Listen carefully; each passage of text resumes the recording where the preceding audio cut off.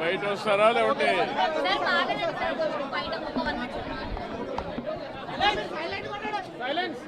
Silence. అందరికీ నమస్కారాలు. ఈరోజు ఎంతో బాధాకరమైన రోజు. తెలుగుదేశం పార్టీ ఆవిర్భించినప్పటి నుంచి నిన్నటి వరకు చివరి శ్వాస ఉన్నంత వరకు పార్టీ కోసం పనిచేసిన వ్యక్తి పి సాయిబాబా గారు.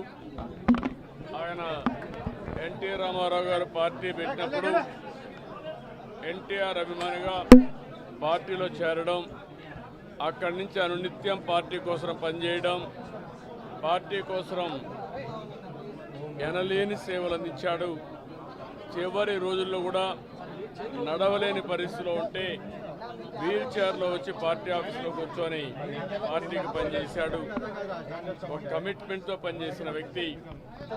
2 సార్లు సమైక్య ఆంధ్రప్రదేశ్లో ఈ యొక్క ఫిజికలీ ఛాలెంజ్డ్ కార్పొరేషన్కి చైర్మన్గా పనిచేయడం, అదే మాదిరిగా అనేక విధాలుగా పార్టీ పదవుల్లో ఉండడం, ప్రభుత్వంలో భాగస్వామి కావడం, ఇలాంటి అనేక కార్యక్రమాలు చేశారు.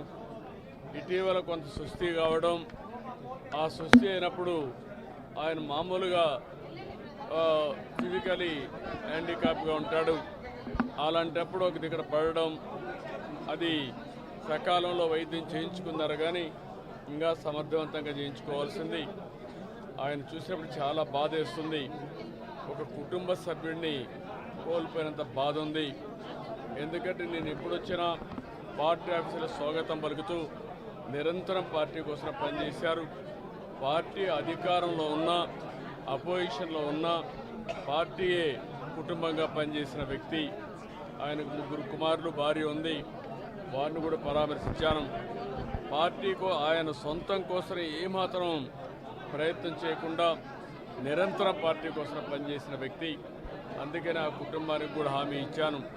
వాళ్ళకు కొన్ని సమస్యలు ఉన్నాయి, ఆ సమస్యలని పరిష్కారం చేసి మళ్ళీ ఆ కుటుంబాన్ని నిలబెట్టే బాధ్యత ఒక కుటుంబ పెద్దగా, తెలుగుదేశం పార్టీ అధినేతగా నేను తీసుకుంటాం. అదేవిధంగా కుటుంబ సభ్యులకి నా ప్రగాఢ సానుభూతి తెలియజేసుకుంటూ సాయిబాబా మరణం పట్ల నేను చాలా బాధపడుతూ ఆయన ఆత్మకు శాంతి కలగాలని భగవంతుని మనస్ఫూర్తిగా ప్రార్థిస్తూ అందరికీ నమస్కారం. అన్ని విషయాలు మళ్ళా మాట్లాడుతున్నాను.